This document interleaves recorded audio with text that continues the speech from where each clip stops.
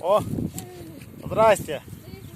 С вами опять я блогер. Я погонялась, я придумаю, я блогер. Смотрите, какая у нас тут штукенция крутится.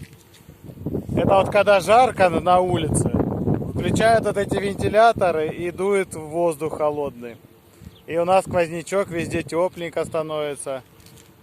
Вот специально, видите, мы думаем, откуда ветер идет. А оно, оказывается, вот отсюда ветер идет.